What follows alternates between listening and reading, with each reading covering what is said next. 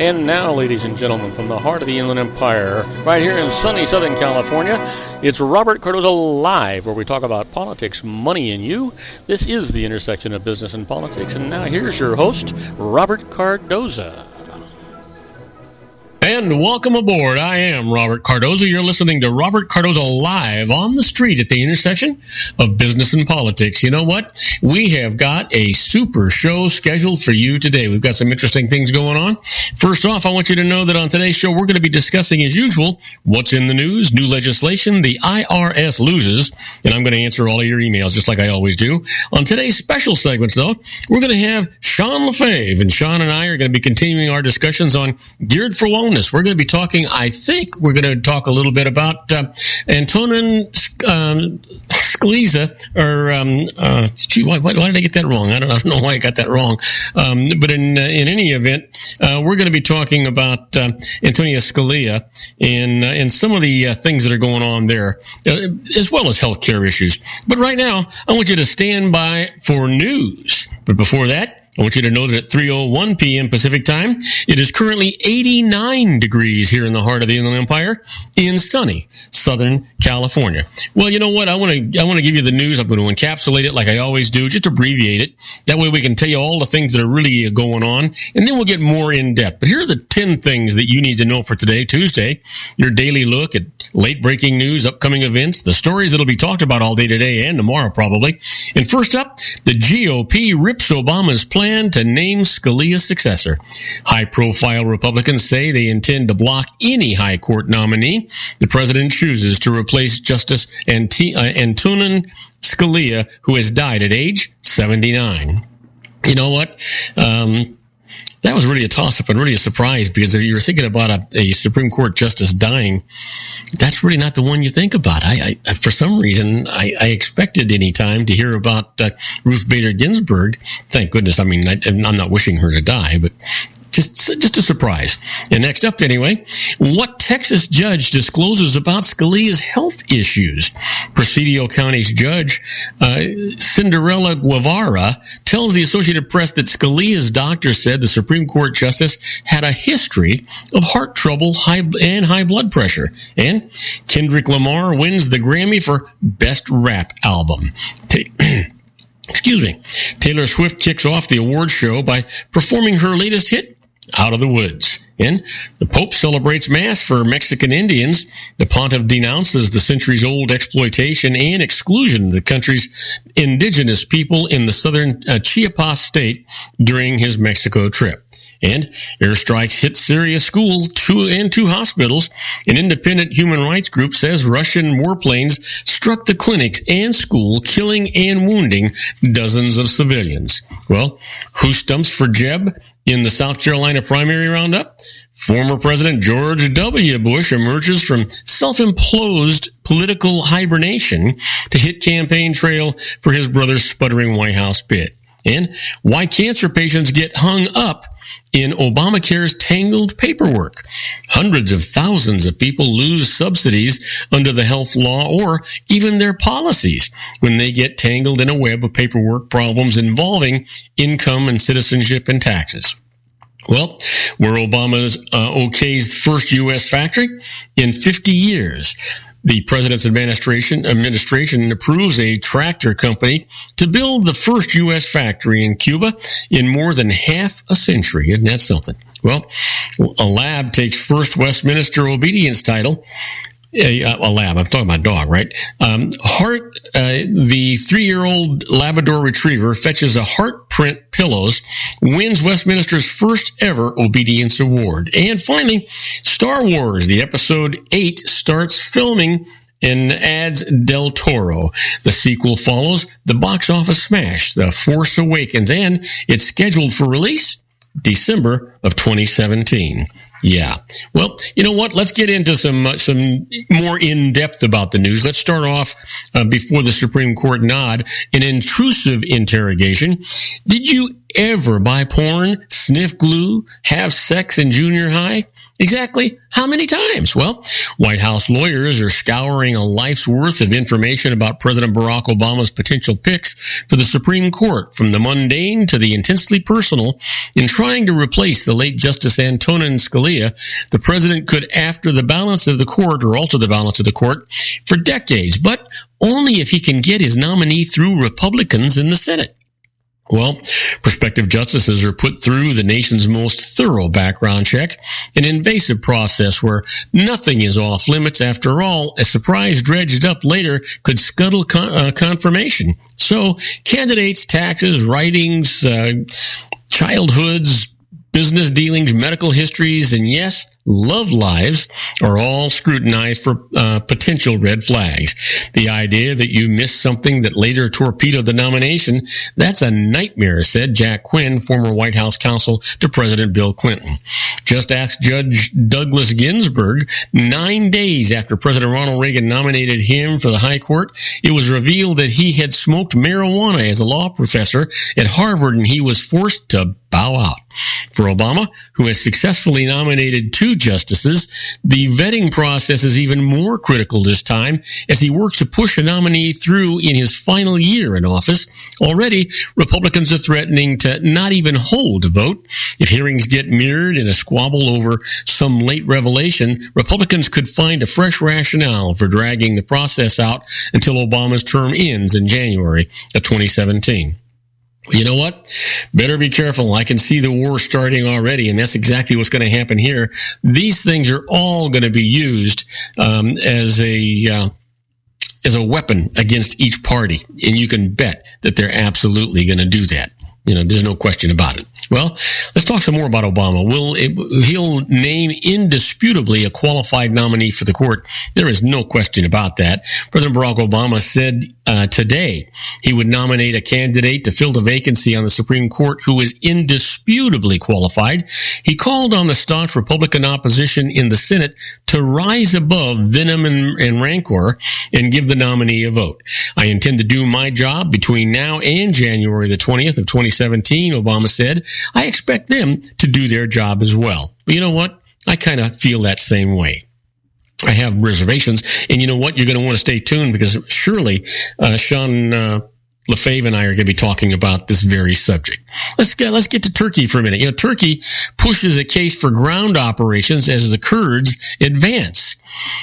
Turkey said today it is pressing for ground operations in Syria, hoping for an involvement of the U.S. and other allies as a force dominated by Kurdish fighters pushed through rebel lines and captured more territory near the Turkish border.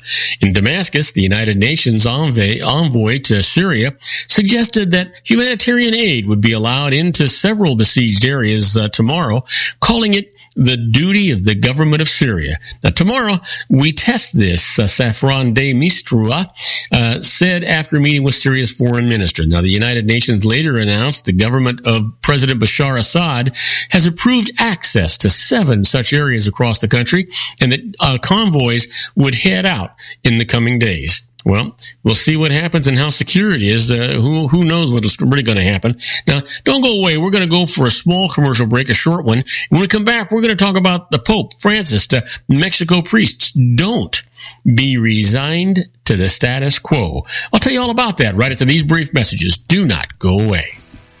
If you want to increase your client base and sales, then consider this, the Relationship Building Network at RBN. Given the current economic conditions and challenges, we all need to work smarter, make smarter decisions, invest our hard-earned dollars where it'll yield the best return for our investment. Many business professionals claim that the most effective networking group in Orange County is RBN. No other networking group or organization can offer what RBN offers. Make every year your best year. Join RBN and start reaping the benefits today. Nearly 3,000 businesses have joined RBN and experienced those benefits. Why join RBN? It's one group. It's one membership. It's no renewals. It's all through Orange County. RBN is a freestyle networking group. No mandatory attendance, no restrictions, no rules, and no penalties. Call them at 949-830-5776 or go to their website at rbninfo.com. That's 949-830-5776. If you've ever dreamed of having your own business to make your life secure, you know Water's Edge Wineries might be just the ticket. In 2004, their founder, Ken Lineberger, created the first winery franchise in California. It was a new concept with all of the functionality of a traditional winery, but without the vineyards. They purchase high-quality grape must from one of the largest winemaking companies in the world. Then they craft each wine carefully and bottle it right at their location. The winery was built to satisfy consumer demand for wine by the bottle and by the glass, but still kept the element of allowing customers to bottle their own custom vintage. Now, they're opening urban wineries across the United States under the brand Water's Edge Wineries. If you've ever dreamed of owning your own winery, it may be in reach right now through Water's Edge Wineries. Just give them a call at 909-468-9463, extension 700. That's Water's Edge Wineries, 909-468-9463. Have you ever found yourself caught between a rock and a hard place? The law offices of Blomberg, Benson, and Garrett might be just the answer for you. The attorneys of Blomberg, Benson, and Garrett have been serving the Inland Empire since 1989. They're dedicated to the aggressive litigation of civil, criminal, and real estate matters. Over the years, they have recovered tens of millions of dollars for their clients. The firm's practice specializes in litigation of personal injury, accident, slip and fall, real estate, and criminal law cases. The firm provides clients with the care, accuracy, and dedication of experienced attorneys. Blomberg, Benson, and Garrett is located at 10300 4th Street, Suite 150 in Rancho Cucamonga, California. They've been providing the Inland Empire residents with outstanding legal services for over 25 years. They look forward to providing you with aggressive legal representation. Call them at 909-945-5000, where you can talk to a person, not a machine. That's 909-945-5000, the law offices of Blomberg, Benson, and Garrett. And now let's get back to our show where we talk about politics, money, and you. And I am Robert Cardoza. You're listening to Robert Cardoza live on the street at the intersection of business and politics. You know, there was a little bit of a gap there is because sometimes I just think I'm getting old. I forgot to turn the microphone on. I was talking, but you weren't hearing anything. But here we are. We're back and we're at it. I want to remind you that coming up is going to be the IRS loses. We've got some great cases, so you don't want to miss that. But right now, let's finish up with the news. And Francis, the Mexico priest, says, don't be resigned to the status quo. Pope Francis urged Mexico's priests today to fight injustice and not resign themselves to the drug-fueled violence and corruption around them, issuing a set of marching orders to shake up a Mexican church known for its cozy ties to the rich and powerful. Francis traveled to a hotbed of Mexico's drug trade for a mass with the country's priests and nuns. It was the first event of a day-long visit to Morelia, the capital of Michoacan state, that includes a meeting with young people. Now, a fixture of papal trips that often produces some of the most memorable and spontaneous moments. Francis's visit was also a symbolic vote of confidence for the city's Archbishop, Alberto Suarez Inda. Like Francis, Suarez Inda has called for Mexican bishops to be closer to their people and not act like bureaucrats or princes. Last year, Francis made him a cardinal, an unambiguous sign that Francis wants peripheral pastors like him at the helm of the church hierarchy.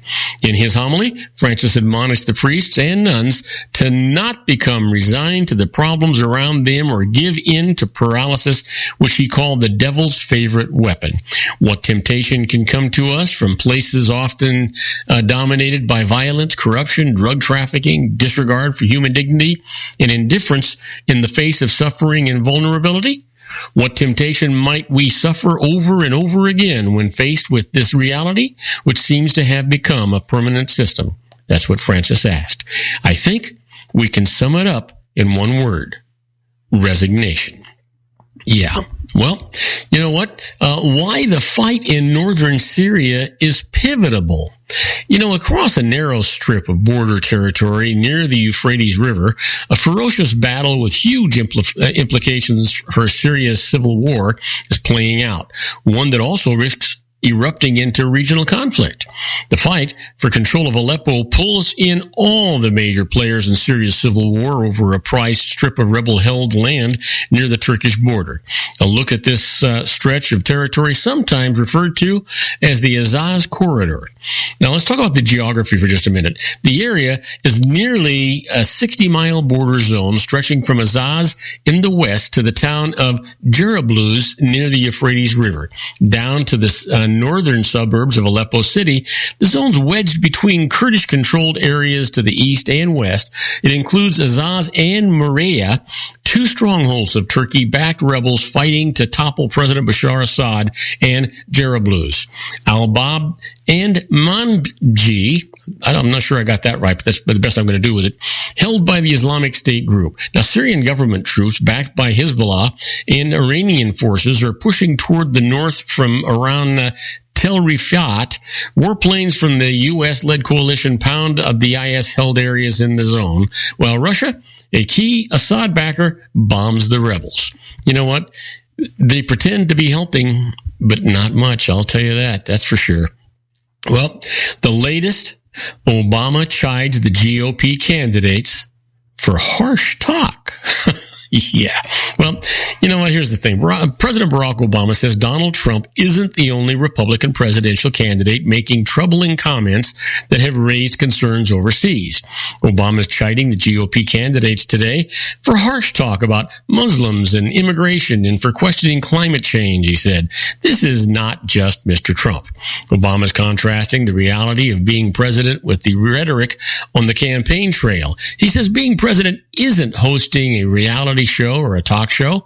Obama spoke at a news conference after hosting a summit with Southeast Asian leaders. He says foreign observers are troubled by the Republican primaries and debates. He says other countries count on the U.S. to side with science and common sense. Obama predicted that U.S. voters will make a sensible choice in the end. Well, who actually knows what that is? Why don't I just take that just a little bit farther? You know, Hillary Clinton's making a passionate case to fight for the civil rights and economic opportunities for black Americans as she moves to shore up the support of minority voters in advance of the primaries in South Carolina and the Deep South. Now, Clinton spent all day today in New York City focused on solidifying the African-American support her family has long enjoyed and that her campaign is counting on to act as a firewall against the surprisingly insurgent campaign of Vermont Senator Bernie Sanders. She capped off her day with a speech at the Harlem Public Library in which she vowed to protect the economic opportunities and voting rights of African Americans. She repeatedly made reference to the contaminated water in heavily black Flint, Michigan, saying this would never be allowed to happen in a largely white suburb. At one moment, she was overcome with a coughing fit and unable to regain her voice for several moments. To cover for her silence, the crowd, which included New York Governor Andrew Cuomo and Mayor Bill de Blasio, they launched into a loud Hillary chants. Well, at the same time, Vermont Senator Bernie Sanders is looking to connect with black voters in South Carolina, attending a prayer breakfast with African-American ministers. Sanders also appeared at the University of South Carolina with Eric Garner, whose father, Eric Garner, died in a police chokehold in 2014. Introducing Sanders to hundreds of students, Garner said, "Her father's death inspired me to seek out elected officials at every level of government who are committed to reforming our broken system." The Democratic presidential candidate made a pledge to reduce income inequality and break up big financial institutions, but also stressed criminal justice reform and voting rights. He also reflected on the country's racial history. "We have come a long way," Sanders says, "but it is clear to everybody that we still have a long way to go." Boy, isn't that an understatement. Now, do not go away. When we come back from this commercial break, we're going to do the IRS loses. We've got some great cases for you today. The first one up is the IRS cannot reject papers as being late when they were actually on the agent's desk. I'll tell you all about that. You laugh. We'll be right back, folks.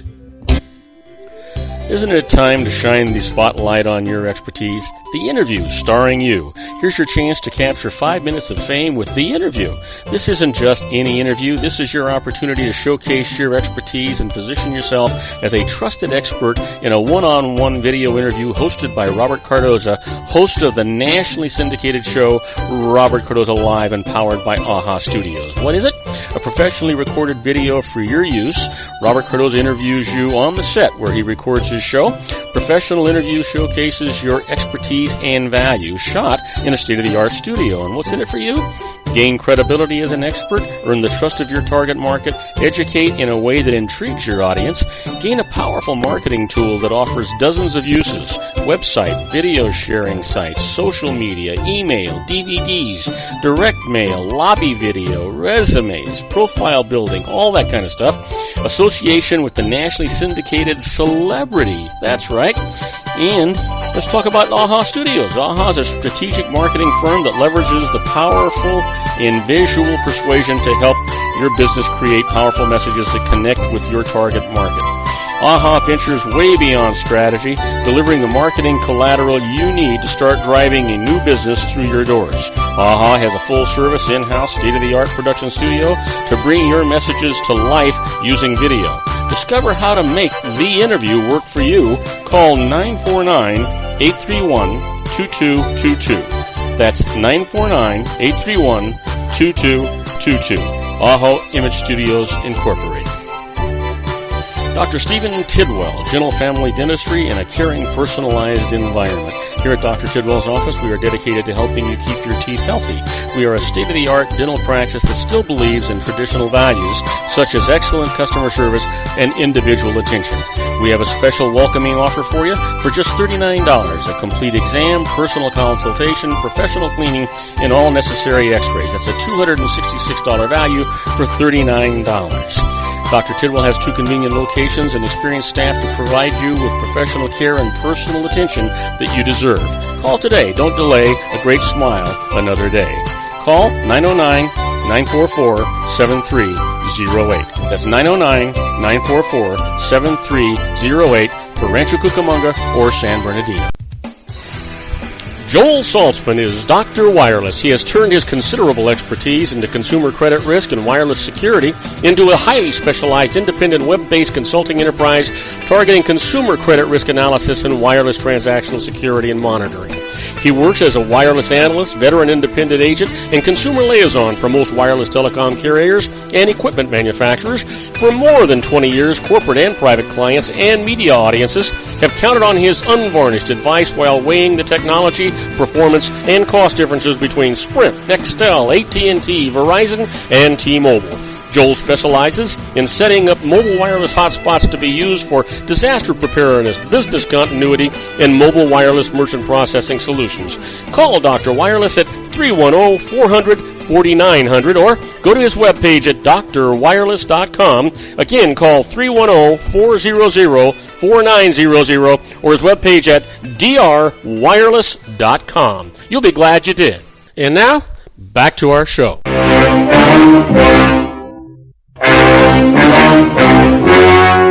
The story you are about to see is true.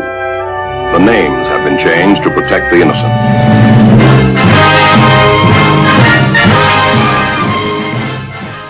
Oh yeah, here we are, my favorite part of the show, the IRS loses. It sends chills up and down my spine, the hair up on the back of my neck. You know, certainly not on the top of my head because I haven't got much hair up there, but let's get right to it. In this particular case, the IRS is going to lose. They can't reject papers as being late when they were actually sitting on the agent's desk. Get this. During an IRS appeals hearing, an IRS agent asked the taxpayer to submit a package of papers by July the 31st of 2002. And this is an old case. Now, he didn't receive them by that date, but they were delivered on August the 8th. On August the 12th, 4 days later, he sent out a notice rejecting the appeal because the package had been late. This guy went to court. This is what the judge said. The package had been delayed due to a post-9/11 postal security procedures and included a note from the Postal Service saying so. The postmark on it needed to prove timely mailing was done illegibly. In light of that, the fact that it was on the agent's desk when he rejected the appeal, it is an abuse of discretion for him to actually do that. And so the courts actually reversed that case. How about this one? The IRS loses. Tax court can hear new evidence about an innocent spouse claim. Get this one. A woman sought relief from liability for a tax bill that her husband had incurred on his business income. Now, the IRS denied it, saying that she had known the tax was owed and she was still married to her husband. When she went to tax court, the IRS claimed the court could not consider any new evidence that the IRS hadn't already considered. But this is what the judge said. The tax court can always consider new evidence when determining the amount of a deficiency, as it does in innocent spouse cases, to reach a judgment on the full merits rather than just the IRS's record. And here on the full merits, the wife had an especially strong case for relief, and so she gets it with no liability whatsoever. And now, not only did she get the relief, but the IRS had to pay for her attorney's fees to get that relief. Doesn't that just make you shiver? Yeah. How about this one? The IRS loses. Reporting too much income is not tax fraud. You know, a woman filed late tax returns for several years in preparation for a bankruptcy filing. She mistakenly included her unmarried live-in companion's income on those returns. The IRS then objected that she had filed false returns. So, let's get that. There we go. Her taxes were not dischargeable. Now, this is what the bankruptcy court actually had to say. The IRS's position that including an income on a tax return by a taxpayer, which is not the taxpayer's income, but someone else's, is tantamount to filing a false return defies credulity. Clearly, to do so is asinine and stupid, but it is not a hallmark of any taint of fraud, since the person who is harmed by this action is not the government, but the taxpayer. So, the IRS's objection, you got it, is dismissed, and that's the way it ought to be. Now, you've heard me talk many, many times about being a fly on the wall when the IRS is doing stuff. Well, that's where we're at now with this segment we call Inside the IRS. It's a little bit like, well, what would you think? Yeah, the Twilight Zone.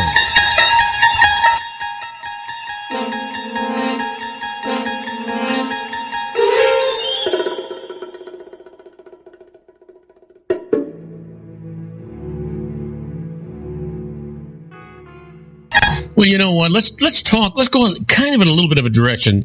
Let's talk about when support actually becomes deductible, because it's not always, you know. When you pay more than 50% of the support for an individual, tax benefits can actually result from that. If the individual's income does not exceed $3,100, excluding tax-exempt income, such as from municipal bonds and tax-free portion of Social Security, you can deduct or claim that person as a dependent to obtain a tax exemption of that $3,100. Now, even if the individual has income exceeding that, you may be able to deduct medical expenses that you pay on his or her behalf if the individual's a relative. Now, a relative is a parent, a grandparent, a sibling, a child, a grandchild, an aunt, an uncle, a niece, a nephew, or just an in-law. Now, here's a mistake that's made. Many people fail to claim these tax breaks because they provide less than half the individual's income, and so mistakenly assume that they provide less than half of the individual's support. But here's the key. Support includes only amounts that are actually spent on items of support, such as housing and food and clothing and medical care. It does not include income that's saved. Let me give you some examples here. Let's just say a child under the age of 24 goes away to college full-time, so the $3,100 income limit doesn't apply for purposes of taking a dependency exemption for him or her, nor does it apply to the child under age 19 in any circumstances. The child works at a part-time job during the school year and a full-time job during the summer and earns income that exceeds the amount that you pay toward his support. You can protect your dependency exemption for the child by having him or her save enough of his income so that you still provide most of the funds actually spent on the support, not the savings in the plane, right? Now, a retired parent has a pension and Social Security income while you pay medical bills for them. By having the parent save enough income in the bank, by putting money in the bank, he isn't using that money to pay for support, so that you can pay more than the 50% of the support in the form of medical payments and other items. You can get a deduction for the medical bills. Here's a tactic for you. When several people together provide most of an individual's support with no one person paying more than 50%, they can file a multiple support agreement on IRS Form 2120, that's multiple support declaration, to obtain a dependency exemption and assign it to one member of the group, which can change that from year to year, the different members. Now, provided that he pays more than 10% of the support. This also enables the person to deduct medical bills paid on the dependent's behalf. So keep that in mind. Now, whatever you do not go away, because waiting in the wings is my good buddy Sean Lefebvre. We're going to be talking about Geared for Wellness. We're going to also be talking about Antonin Scalia. I'm going to see what Sean has to say about this. We're going to have a little discussion about it, and then we'll move in whatever direction Sean wants to move in. But don't go away. We'll be right back with Sean Lefebvre in Geared for Wellness. If you want to increase your client base and sales, then consider this, the Relationship Building Network at RBN. Given the current economic conditions and challenges, we all need to work smarter, make smarter decisions, invest our hard-earned dollars where it'll yield the best return for our investment. Many business professionals claim that the most effective networking group in Orange County is RBN. No other networking group or organization can offer what RBN offers. Make every year your best year. Join RBN and start reaping the benefits today. You know, nearly 3,000 businesses have joined RBN and experienced those benefits. Why join RBN? It's one group. It's one membership. It's no renewals. It's all through Orange County. RBN is a freestyle networking group. No mandatory attendance, no restrictions, no rules, and no penalties. Call them at 949-830-5776 or go to their website at rbninfo.com. That's 949-830-5776. If you've ever dreamed of having your own business to make your life secure, you know Water's Edge Wineries might be just the ticket. In 2004, their founder, Ken Lineberger, created the first winery franchise in California. It was a new concept with all of the functionality of a traditional winery, but without the vineyards. They purchased high-quality grape must from one of the largest winemaking companies in the world. Then they craft each wine carefully and bottle it right at their location. The winery was built to satisfy consumer demand for wine by the bottle and by the glass, but still kept the element of allowing customers to bottle their own custom vintage. Now, they're opening urban wineries across the United States under the brand Water's Edge Wineries. If you've ever dreamed of owning your own winery, it may be in reach right now through Water's Edge Wineries. Just give them a call at 909-468-9463, extension 700. That's Water's Edge Wineries, 909-468-9463.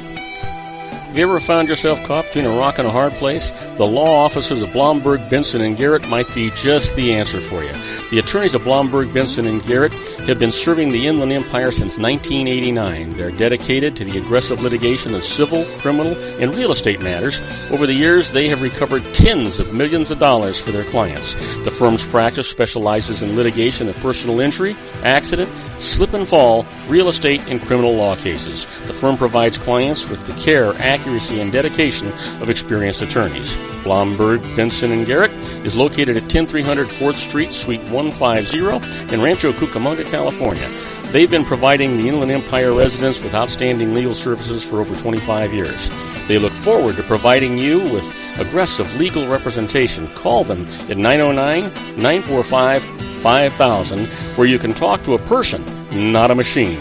That's 909-945-5000, the law offices of Blomberg, Benson, and Garrett. And now let's get back to our show where we talk about politics, money, and you. And now, ladies and gentlemen, coming to you from his personal meditation lounge in Orange County, California, a professional dedicated to conquering many chronic conditions from autism to weight loss and everything in between.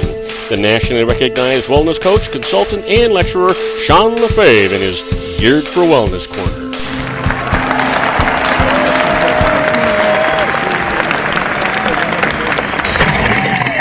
And I am Robert Cardoza. You're listening to Robert Cardoza Live on the street at the intersection of business and politics, where at 3:34 p.m. Pacific time, it's currently 89 degrees here in the heart of the Inland Empire in sunny Southern California. It's on its way down to 57 degrees, but if you're anywhere in our global syndicated network, you know what? If you're listening to us in New York City, it's 51 degrees and overcast. And if you're in the Windy City, Chicago, Illinois, here you go, 32 degrees and snow. Hey, Sean, welcome aboard. What's it look like in Newport Beach?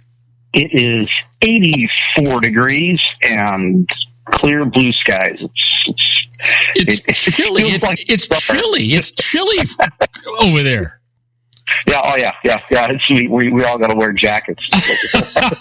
So, listen. How was your Valentine's Day? Actually, you didn't get to spend it with your main squeeze. You spent it with your son, though, right? Yeah. Well, no, I didn't even do anything with him. He went over. I guess he and a bunch of his single friends all had some sort of a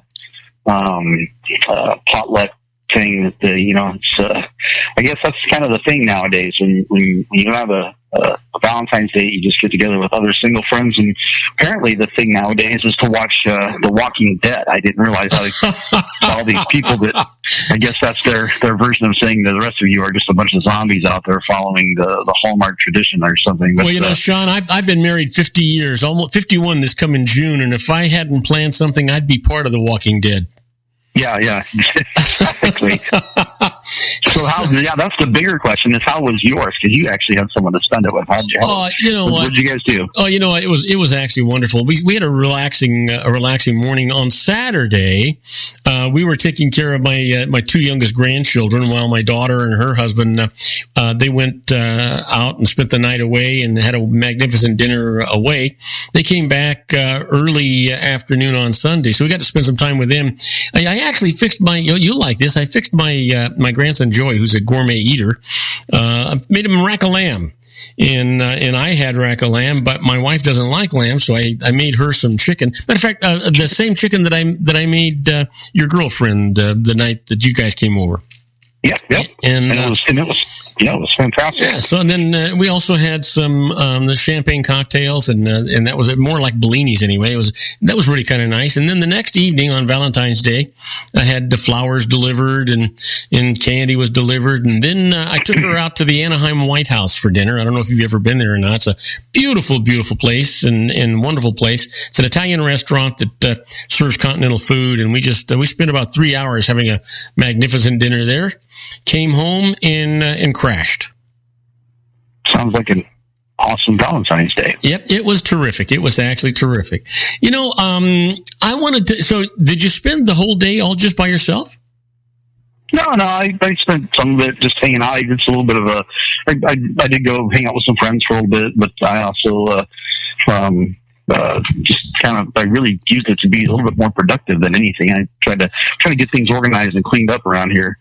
So I did some organizing. I got a whole bunch of you get these boxes full of papers and you're going through and you're like, what is that?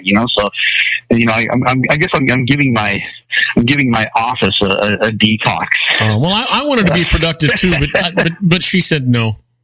Yeah, no, you have good reason to not be productive. So I had no reason to be anything but productive, so it worked out well. Hey, so listen, I wanted to ask you, I don't know if you follow it or even care, have you been following the controversy with Antonin Scalia? Yeah, I've been paying a little bit of attention to it. I haven't really dug too deep, but I know it seems odd to me that someone who is such a high-profile person and such a pivotal person in the direction of this country, as far as laws being made and choices being made and so on, that he would just all of a sudden die, and they don't even want to do an autopsy on him. You would think that they would go, okay, if he died of natural causes, let's do an autopsy. Not that they couldn't actually, fake one, but or create one that's false anyway. But at least let us believe that you did an autopsy to prove that he died of natural causes. Here's the thing. The judge called it a heart attack, and never even saw the body. They're just like, yep, he had a myocardial infarct. Well, and she said, that's not what I meant. What I meant to say is that it's just that his heart stopped. Well, of course his heart stopped beating. He's dead. Everybody's heart. That's how everybody dies. But here's the thing. Yeah. Here's the thing. I don't believe in the controversy and in all of that kind of stuff. The guy was 79 years old, and he had a history of heart problems. But here's the deal.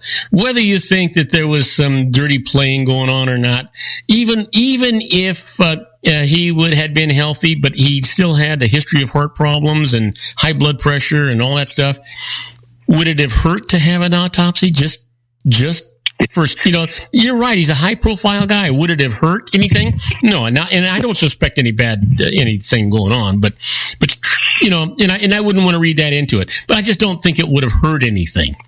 Yeah, and that's my thing too. I look at it and I'm going, like you said, he's 79, he's overweight, he works a very high stress job. That's a recipe for a heart attack. I mean, so surprising he hasn't had one before. If he hasn't, I don't know if he has or not. But yeah, why not do an autopsy? That to me seems very odd. Yeah, I don't know that it's odd. I mean, I know that if people are under doctor's care and they have medical problems, generally when they die, it's something that's expected, and they don't do an autopsy. But you're right. This is a high-profile guy, and it wouldn't have hurt anything. But before the judge called it a heart attack, there was a doctor there in Texas that actually had said that that's what it was, and that's where the judge got it from. But the thing that I was more concerned about, and it's difficult because I am a conservative, and while I want, everybody makes noises about not going against the Constitution. And I wouldn't want to go against the Constitution either. But all of a sudden now, you've got Obama, who is doing all these executive orders and stretching the letter of the Constitution. And now you've got the Republicans that are saying, well, wait a minute, he's only got 10 months left in office. He shouldn't get to appoint a Supreme Court justice. That's sort of like, a toss of the dice to me. The truth is, I do worry about getting a far left liberal on the court, because I worry about our Constitution and the application of the Constitution in the different cases that are there. But I also don't want a far right conservative in there either. I'd like to have a centrist, somebody who is going to not try and legislate their own laws, but to actually make a determination on the constitutionality of laws based on the way they're applied by the people after the Congress actually institutes these laws. I worry about who they're going to replace it with, and my guess is that Obama isn't going to have a choice. He's going to have to get somebody who is irrefutable to go on that court. And if he does do that, and if the Senate, because it is heavily weighted on the conservative side, just ignores it and won't do anything, then I think that's going to be used as a weapon against the conservatives in this oncoming election. They cannot ignore this, and of course, they can't ignore their obligation of advice and consent. Now, that doesn't mean that whoever Obama puts in there, they have to approve, but I think that they certainly have an obligation to go through the process the way the Constitution says. And you know what? In a straight up and down vote, if that person is approved, then they're approved. If they're not, they're not. But this baloney of playing politics with this because the president's got 10 months left, you know what? He's got 10 months left. He's still president, whether you like him or not. Yeah. And I agree with you on that one. I'm with you. I would hate to see him appoint someone who's, too far to the left, and especially someone who would be willing to manipulate the Constitution. But yeah, he's the president of the United States, and you're right. He has 10 months left, and he should continue to do his job. Yeah. And if part of his job is appointing, a Supreme Court justice, then he should be able to do that. I think asking him to wait is not smart. No. There's no reason to ask him to wait. He should do his job. And like you said, put it up to a vote. Let the Senate take care of it at that point. If the Senate filibusters this thing, all they simply do is they wind up having an 8-vote Supreme Court, 4 on one side and 4 on the other, which means that they don't come to a determination, and that the appeals court judgment stands, which means they do nothing. It's a do-nothing court. That's the reason they have 9 justices there, not to wait, not to make it, Of course, every president wants to pick their own person. Certainly, the conservatives are hoping and praying that a conservative winds up in the White House and that person would get the ability to nominate the next justice. But that's just not what the timing has. And it should go to the right person. And the other thing is I hate saying this because I don't want anything bad to happen. But I was so shocked when I heard that a justice had died and that it was Scalia, because I really expected it to be Ruth Bader Ginsburg. I don't wish her bad at all. It's just that she seems to me to be so fragile, and so even during the State of the Union, she fell asleep, couldn't stay awake, right? And everybody was knocking her for it. I said, well, wait a minute, the president put her to sleep. Let the president wake her up, for Pete's sake. It's not her fault she fell asleep. But the truth is, there are other people on there that you would have expected to pass before Scalia. Yeah. And now there's, I hate to say that. I just, I feel funny saying this. Scalia is gone. He's got to be replaced, but there could be another person right behind him. And now, so what happens? You can change the balance of the court, and I don't think there should be a change in the balance of the court. I think that you have a chief justice who doesn't vote unless there's a tie, and then you have the other 8 justices who actually vote, and you have both sides of a situation. But politics should not enter into this at all. It should be the strict interpretation of how the Constitution affects the laws that are being looked at. And the fact that they're making this such a political thing, as if, of course, the finger pointing immediately goes to the Republicans, because they're the one that's, politicizing this immediately. The guy just died. All of a sudden, they're making a big agenda about this. Well, he just died, and it's sad. But the fact is, the government still continues to run, and the fact also is that 10 years ago, Barack Obama was in support of filibustering the appointment of Samuel Alito. Yeah. And it's like, why is that any different than what's being done right now? He didn't like Samuel Alito. He said he doesn't represent the core values of the United States. Obviously he was too conservative for Barack Obama at the time. And so, for the Democrats to sit there and all of a sudden point their fingers at the Republicans and say, look what they're doing. They're politicizing the death of this man, and all they want to do is just, put more conservatives in place. Like, well, of course we want more conservatives in place, but it's a game. It's a game that everybody plays on both sides of the fence, and to make it look like it's being politicized. Well, that's exactly what you guys are. You're politicians. That's why they're called politicians, is because they are supposed to politicize everything. Yeah, but you know what really scares me? I understand the necessity of the politics here, but I hate the idea that it becomes a partisan issue, because this is so important to the fragile structure and foundation of the United States and the freedoms that we have.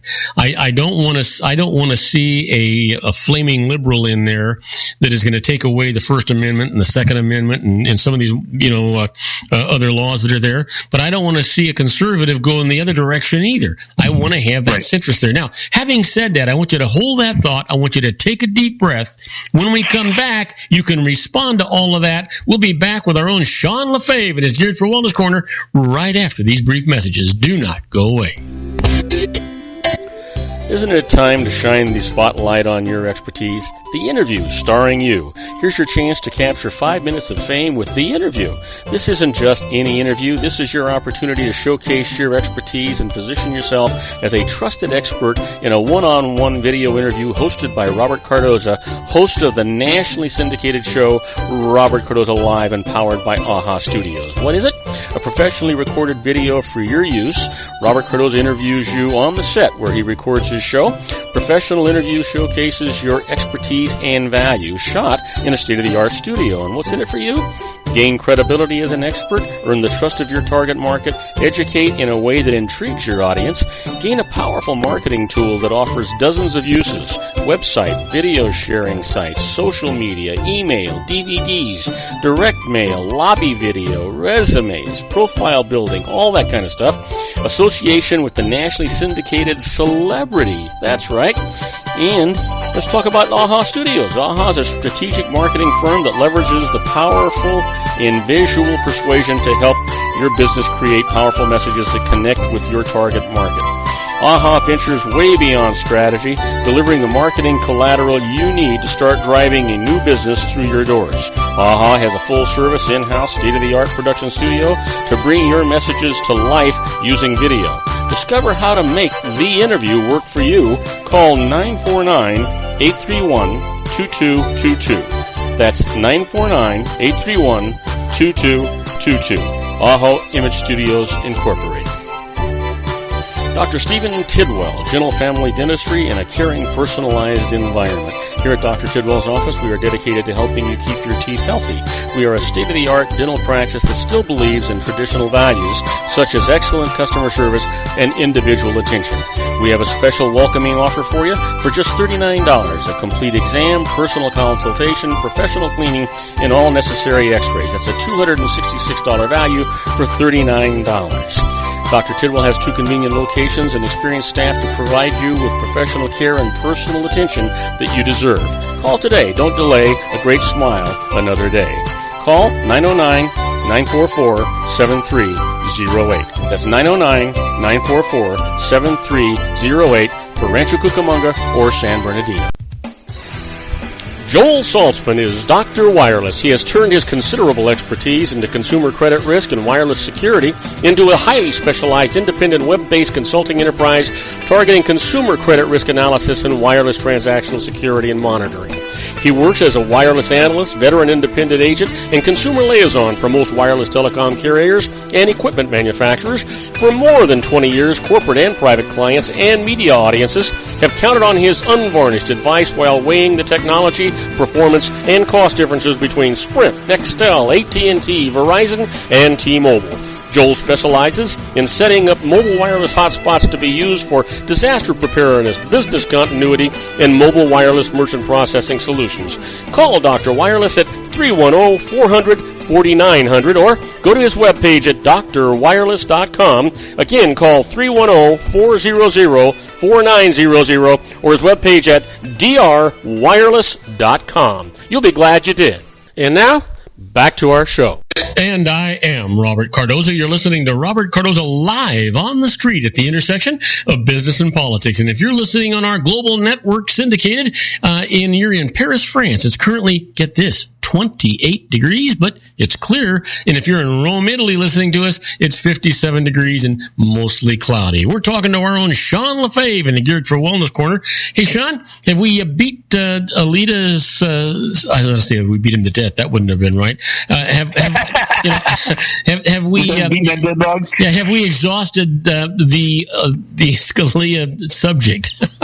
Yeah, I think we probably have. So hey, listen, I really don't think there's a lot to talk about. It's what's going to happen is going to happen, and I am curious how it's going to unfold in the next I'll tell you year what, or whatever. I will add this, and I think that there was some improprieties done when it came to making an announcement. President Obama should not make a nomination because we're not going to hear it in that kind of stuff. I think that's absolutely wrong, and I think it was pressure that McConnell must have gotten from outside. He wanted to address it before the phone started ringing in his office. But the truth is that everybody should do their job. They forget, I think, Sean, that we elected them all. When we elected them, it was was for them to do their job to protect us and to protect the integrity of the United States, and they took an oath to maintain the integrity of the Constitution. What are these people doing that we put in Washington, D.C., other than sticking their heads in the sand and doing whatever the heck they want, regardless of what is good for the people? Yeah, I agree there. I get baffled a lot by what's going on up there, and I just, again, it goes back to that whole, I don't want to sound like a conspiracy theorist, but obviously there are conspiracy theories out there, and there's some real true conspiracies happening, and sometimes you wonder if there's really people in power that are trying to change, what's what made this country great. Yeah, you're absolutely right, and I think that there is that, and everybody wants to do their own thing. As far as Scalia is concerned, I mean, he certainly, other than he is a member of the court and he's a conservative, and I'm aiming this thing purposely toward the liberals, right? Just as an example, not because I think that's the case. Then I can see, okay, well, if we're going to get rid of one so that we can shift the balance of the court, then let's get rid of Scalia. But you know what? I just don't believe that that's the case. Nobody dislikes Scalia. Matter of fact, everybody really liked him, including Ruth Ginsburg. They were best friends. So I just don't think that that's the case. I don't believe it, and I think that my intelligence is insulted that they're trying to raise those kind of questions. On the other hand, like you, I don't see the harm, especially for such a visible, powerful man, even if there was nothing dirty done. I don't see the harm in doing an autopsy just to verify that. Yeah, there's something to be said for putting people's minds at ease. Yeah. Even if they did the autopsy, most people would be satisfied. There would, of course, be those who would go, well, it was probably falsified. You're not going to make everybody happy, but just to say, here it was done. He was never injected with anything. He didn't drink a poison. There was nothing that induced a heart attack in him. He just died. Yeah. And that happens at 79 years old sometimes when you work a really high-stress job and you're I don't know how overweight he was, but he was obese of some level. Yeah. So, he was a big man. Well, I mean, yeah. I don't know tall wise. I suppose, because of your medical background, I would say you look at his fat ratio to his body. I forget what they call that now, but his BMI. The body mass index. Yeah. And so I'm thinking that he was obese based on that. I'm guessing just by looking at him. Okay. Just by looking at him, I would guess so too. Yeah. And so I'm guessing that, and you can tell me if I'm wrong, but I'm guessing anybody that is overweight to that extent, that does make the heart work a tremendous amount more. Now, that doesn't mean that he necessarily had heart problems, but it certainly is a stress or strain on the heart. Well, yeah, obesity is an indicator in a lot of different health conditions, and certainly heart conditions are one of them. I mean, your heart does have to work harder, and the scale is pretty unambiguous. The heavier a person is, the higher their chances are of having a cardiac arrest. Well, you're not going to believe you're not going to believe this, because we actually went over in the last segment, and it's time for us to go for another commercial break. But then we're going to have 18 minutes before we have to take another one after that. But we're going to talk about fun stuff, because we promised people we would talk about fun stuff, travel and things. But I do have one. Okay, we'll do that. But I want you to answer one question for me before we go, and then when we come back, we'll talk about fun stuff. Okay. I was wondering, Sean. Let's just say let's use Scalia as an example. The guy's obese. He's got heart problems because of the strain of that. That may be a whole different reason, and high blood pressure certainly because of the overweight. If somebody then gets back into shape and they get their BMI down and they get their blood pressure down and they got their weight down, all the harm that's done to the heart, it's already done. You can't refix that, right? Your heart could start to be healthy again, but the extra strain has certainly taken away some fruitful years of your life. Would that be a correct statement to make? I would say, yeah. You're not going to, someone to say at his age, all of a sudden, easy with his age. Easy with his age. He's only 9 years old. I'm just saying, he's not 25 years old, so his body doesn't have as much time to recuperate. Okay. But certainly he's going to live longer. There's probably some damage, but the heart can heal. In fact, I'll tell you a really cool story about a healing heart. I mean, like physically healing, not the emotional kind, but of a patient from my office in Kansas. If it's a short story, go ahead and do it, and we'll just cut the next segment a little bit shorter. Okay, so we had a patient come to our office, and she had a regurgitating heart, and so she had a valve problem in her heart. And without going into, I'll try not to, like you said, I'll make this story kind of short. Mm-hmm. She was told by her doctor that this was incurable. It would never go away, and hopefully they could get it to where it would kind of level off, it would kind of plateau, and it wouldn't get any worse, but it will never get better, and it will most likely slowly continue to get worse.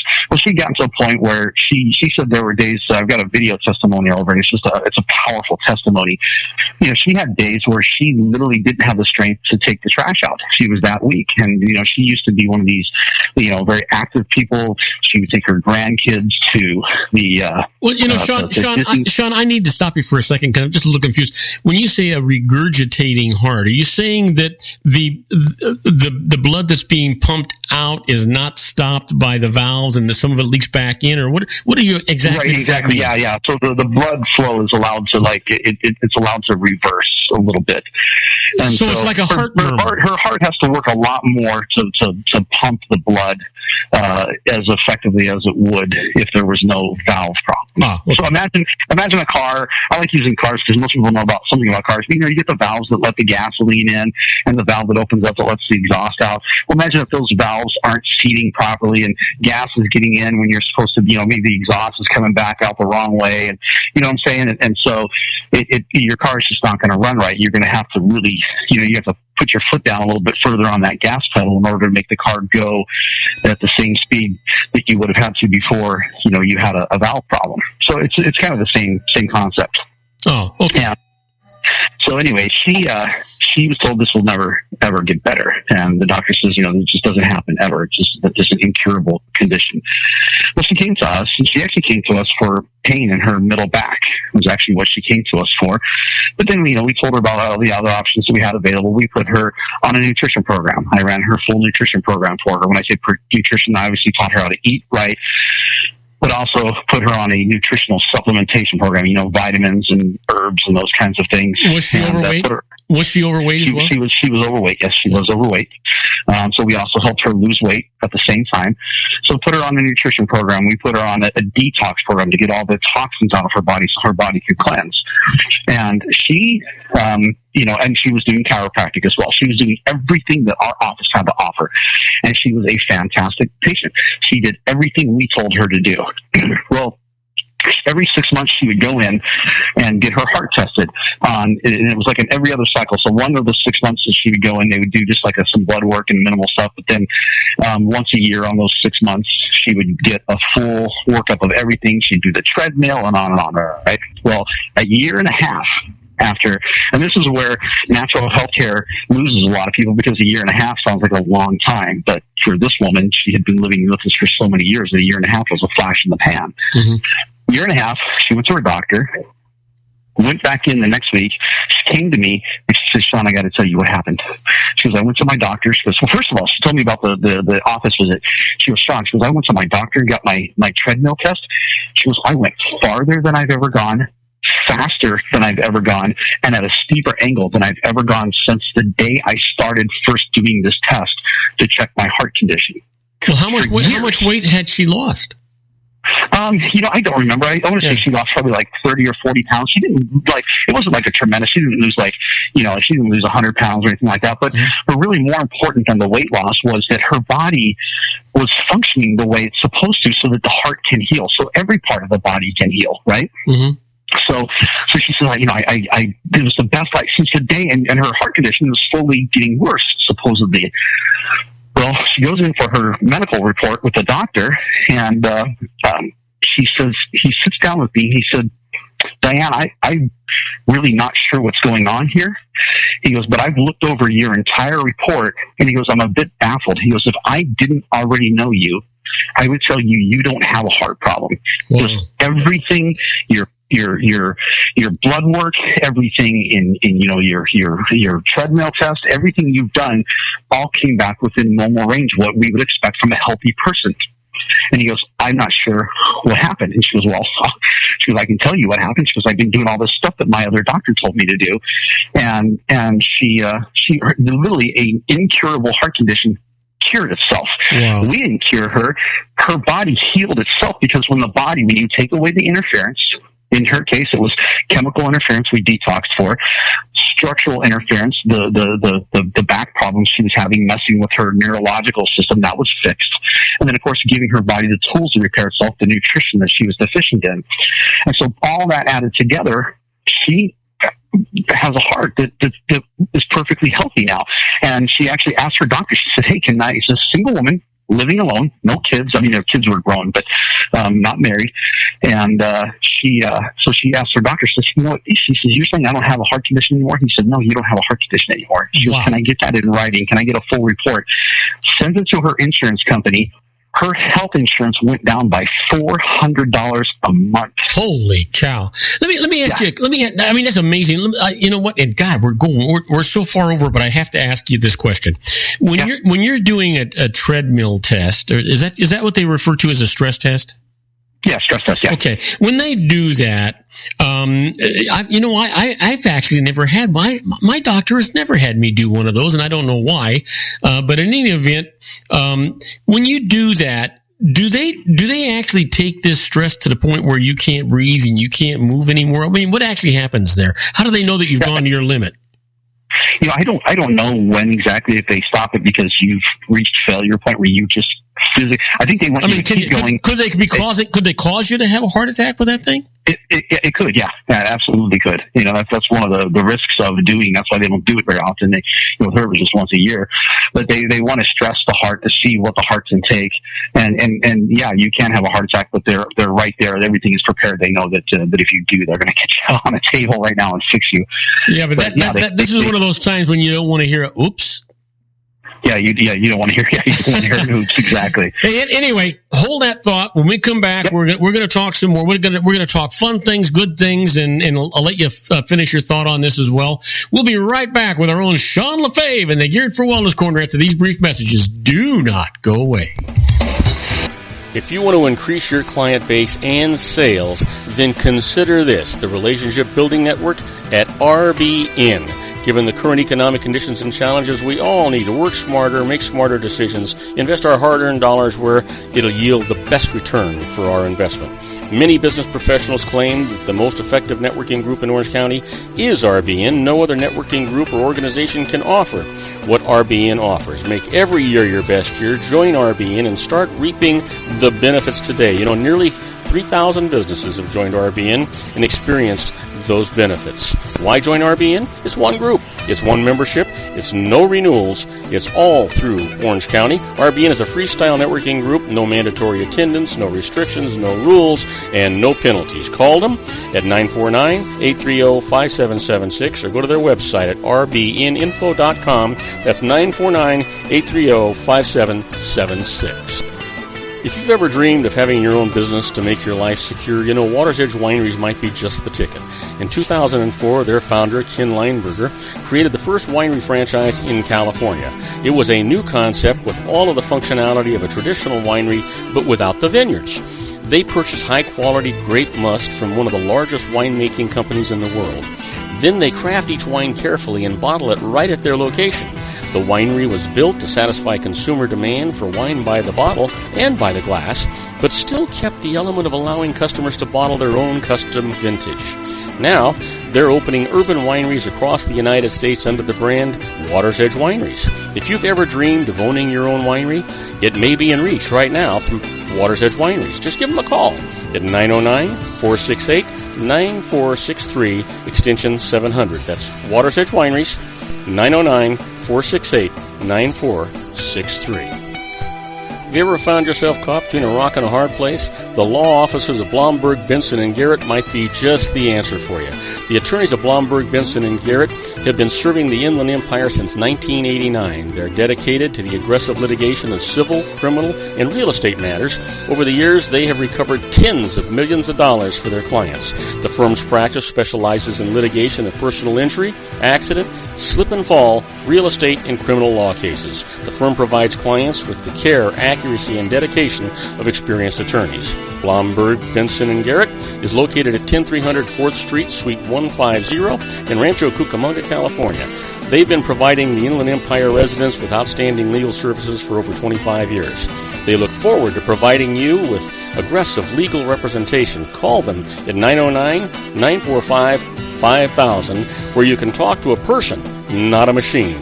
That's 909-945-5000, the law offices of Blomberg, Benson, and Garrett. And now let's get back to our show where we talk about politics, money, and you.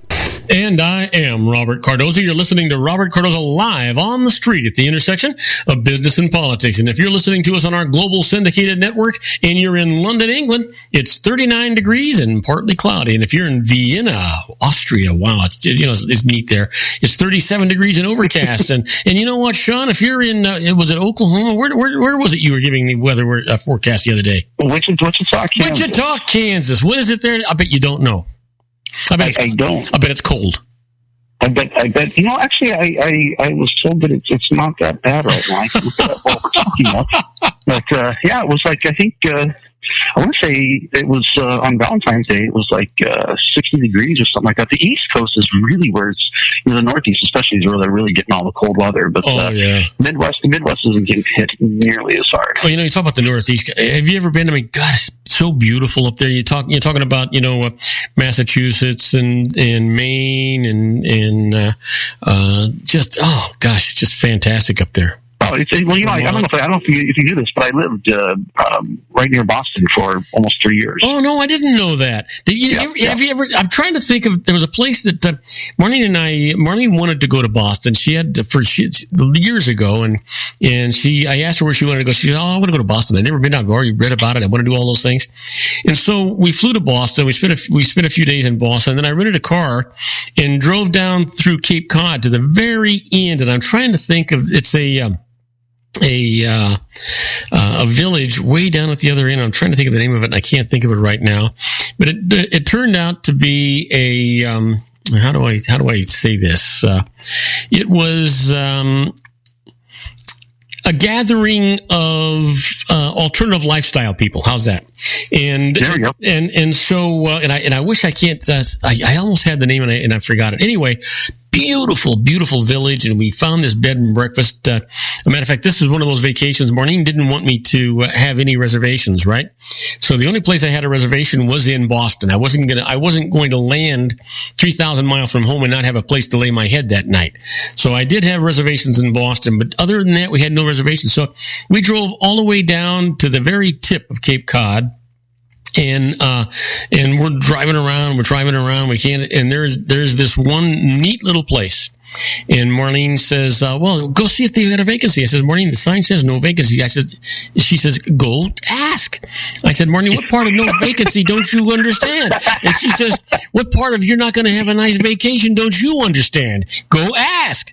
I go in, I ask, and sure enough, they not only have a vacancy, it's their nicest room, and it was wonderful, and it was this gay couple, and they were just really, really nice.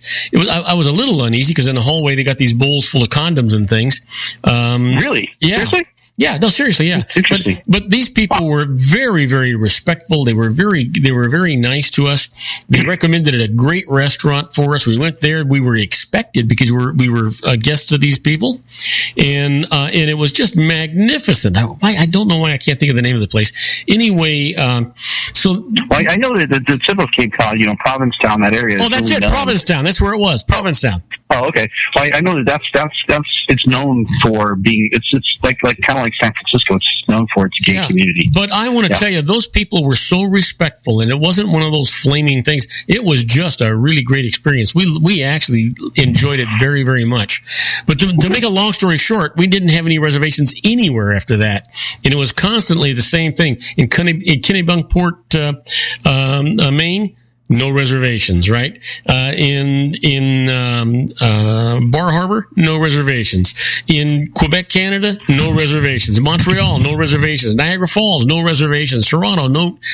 But we found magnificent rooms. I can make a long story out of this thing, but the truth is, it was probably one of the best vacations we ever took. We were gone for 3 weeks, and we just had an absolute blast. Matter of fact, we were in a bed and breakfast in Kennebunkport, another one of those where we didn't have a reservation, and at the last minute, we go in and we were having breakfast, because they come with breakfast, right? And it was just magnificent. We're sitting down with another couple that were there for breakfast that were staying, and we were explaining that we were on vacation, we had no reservation or anything, and they were saying, "Oh, too bad you didn't have time. You ought to go to Bar Harbor. Boy, what a beautiful place that is." And I said, "Oh, well, we got time. We can go." And so we decided we're going to drive to Bar Harbor. Then they said, "Well, you'll never get a reservation now at Bar Harbor. It's just going to be booked." And so we go, and I'm thinking I'm going to be sleeping in the car. We go to the Bar Harbor Inn, one of the nicest hotels there, overlooking the entrance to the St. Lawrence River, and you can actually take a ferry to. I can't think of what it is now. But anyway, you can take a ferry over there. Anyhow, I walk up, and it says no vacancies, and another one where my wife says you got to get in there. And I go in, and I'm waiting in line, and as I'm waiting in line, there are people that have no reservations that are being turned away. And I'm thinking, this is futile. This is stupid. And I'm waiting, and finally they get to me, and the phone rings, and the gentleman says, "Excuse me, just a second." And thank you. The guy, it was a last minute cancellation. And I tell the guy, I'm looking for a room. He says, "You know what? I got this cancellation. We've got this room overlooking the harbor." I says, "I'll take it. Don't you want to care how much it is?" I says, "No, I'll take the room. I'll take the room." And it wasn't all, and as I recall, it wasn't all that expensive. And we had a wonderful meal there and the whole 9 yards. Anyway, I could go on forever and ever about this trip and the different things that we experienced. It was just fantastic. Well, I'm enjoying listening. It sounds like it was fantastic. Well, those are some of the best vacations. Are the ones where really things just kind of unfold the way they unfold. They're not planned. They're not scheduled. And I love vacations like that. Well, when we left Bar Harbor, we crossed the neck of the United States, because we're way up in the Northeast there in Maine, and we decided we were going to go to Quebec. And so we're driving, and it is the most beautiful drive I've ever taken in my life, Sean. The scenery, everything was just absolutely drop dead gorgeous. And I've done that now a number of times at different times of the year. It doesn't make any difference whether it's raining or snowing or cold or hot. It is just gorgeous. It's never hot, but it's just gorgeous out there. And anyway, crossed into Canada and went to Quebec, and then entered into Old Town. And we wound up at this hotel. I don't know if you've ever heard of it. It's the Hotel Frontenac, and it sits right on the St. Lawrence River, and it looks like an old castle, just beautiful. In Old Town, Quebec, it's like a European village. It was magnificent. It was just unbelievably fantastic. We had a great room, and we made reservations for dinner in the hotel, and it's up at the top of the hotel. And it turns out, and my wife and I are full-blooded Portuguese, and turns out that the maitre d' and manager of their top restaurant there in the hotel was also Portuguese. Found out that we were Portuguese, and I want to tell you, we must have been there for 4 hours, for God's sakes. He kept bringing stuff for us to try and different wines and things. We just had an absolute blast. It was fantastic. Fantastic, So, and then I'm going to skip Toronto and what's the other one? I can't even, No, I was thinking of it was Montreal. I'm going to skip Montreal and Toronto because the similar things happen there. But we decided to go because when you get to Toronto, you are so close to Niagara Falls. You're like 40 minutes away. We decided to drive into Niagara Falls. Now, it's another one of those things. No reservations, right? Niagara Falls. Are you kidding me? So I go into the first. I go into the first place. No room in the inn. I go to the second place, no room in the inn. And I'm telling Marlene, I says, you know what? Let's just go over to Buffalo. I'm pretty sure right across in the United States, in Buffalo, New York, there's going to be room. She said, no. I want to see Niagara Falls. I go to the third place, and sure enough, they've got one room that's available for one night, and I take it. Turns out this room was $69 a night. I think it was dollars. I don't know. I don't know if it was Canadian dollars or American dollars. $69 a night, and it was a nice hotel. And it included, by the way, dinner in their dining room upstairs, which was terrific. And so this is the only room the hotel had that had a view of both the Canadian Falls and the American Falls from our window. And I thought, unbelievable. Yeah, unbelievable. And then it started snowing, and Marlene has seen snow before. She's never been in the snow before, And so we actually, she made me go outside in the snow.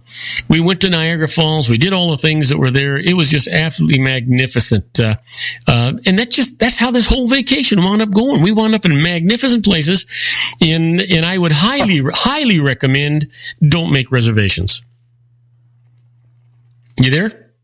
Yeah, I'm with you. Yeah. After listening to this story, I don't ever want to make reservations again. Oh, that was it was fantastic. You must have had a rabbit foot with you or something. That's incredible. Unbelievably. I mean, the same thing happened in Toronto. Same thing happened in Montreal. It was just unbelievably fantastic. And not only was it fantastic, but we are a minute over for commercial time.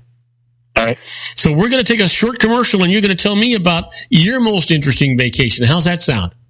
That sounds fantastic. All right. We'll be right back with Sean LaFave in the Geared for Wellness Corner and his most interesting vacation, or at least the one today. We'll be right back. Don't go away.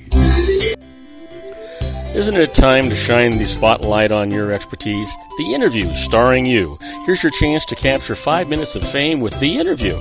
This isn't just any interview. This is your opportunity to showcase your expertise and position yourself as a trusted expert in a one-on-one video interview hosted by Robert Cardoza, host of the nationally syndicated show Robert Cardoza Live and powered by AHA Studios. What is it? A professionally recorded video for your use. Robert Cardoza interviews you on the set where he records his show. Professional interview showcases your expertise and value, shot in a state-of-the-art studio. And what's in it for you? Gain credibility as an expert, earn the trust of your target market, educate in a way that intrigues your audience, gain a powerful marketing tool that offers dozens of uses, website, video sharing sites, social media, email, DVDs, direct mail, lobby video, resumes, profile building, all that kind of stuff. Association with the nationally syndicated celebrity. That's right. And let's talk about AHA Studios. AHA is a strategic marketing firm that leverages the powerful and visual persuasion to help your business create powerful messages that connect with your target market. AHA ventures way beyond strategy, delivering the marketing collateral you need to start driving a new business through your doors. AHA has a full-service, in-house, state-of-the-art production studio to bring your messages to life using video. Discover how to make The Interview work for you. Call 949-831-2222. That's 949-831-2222. AHA Image Studios, Incorporated. Dr. Stephen Tidwell, Gentle Family Dentistry in a caring, personalized environment. Here at Dr. Tidwell's office, we are dedicated to helping you keep your teeth healthy. We are a state-of-the-art dental practice that still believes in traditional values, such as excellent customer service and individual attention. We have a special welcoming offer for you for just $39. A complete exam, personal consultation, professional cleaning, and all necessary x-rays. That's a $266 value for $39. Dr. Tidwell has 2 convenient locations and experienced staff to provide you with professional care and personal attention that you deserve. Call today. Don't delay. A great smile another day.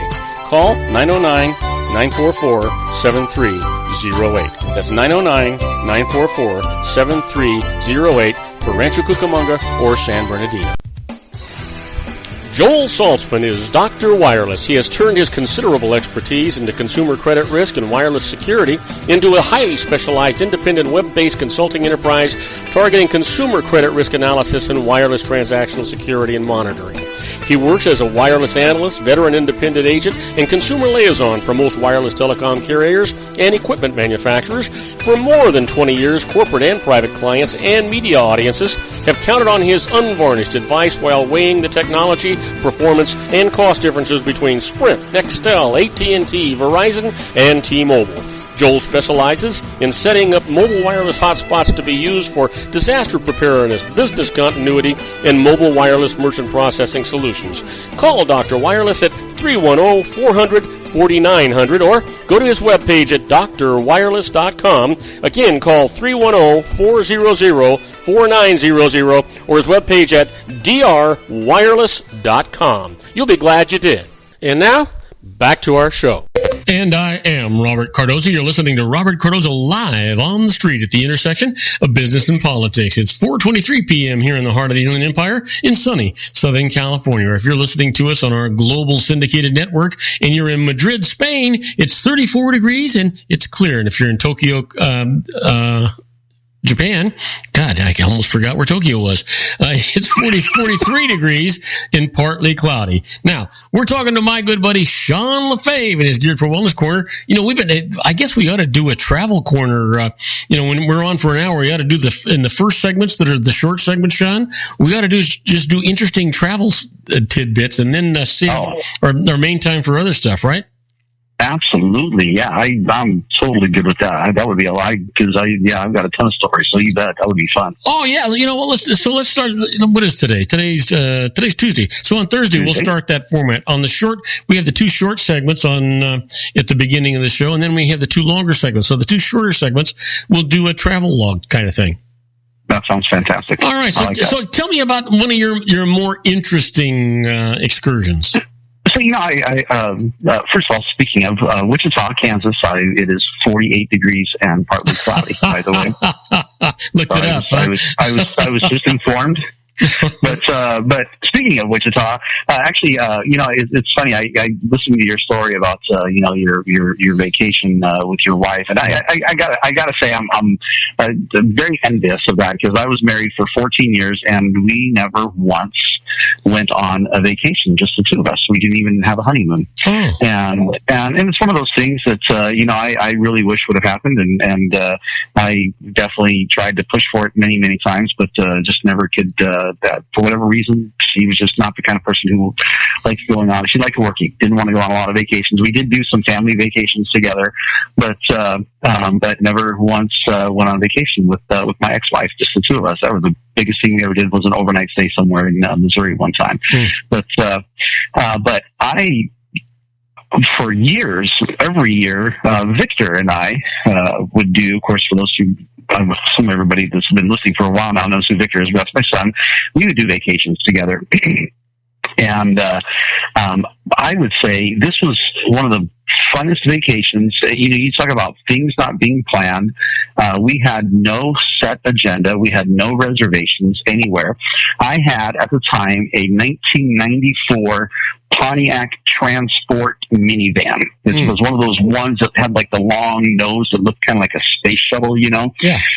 And of course, it had the 2 captain's chairs in the front, and the back had 5 seats, but they all came out individually, so you could take them all out.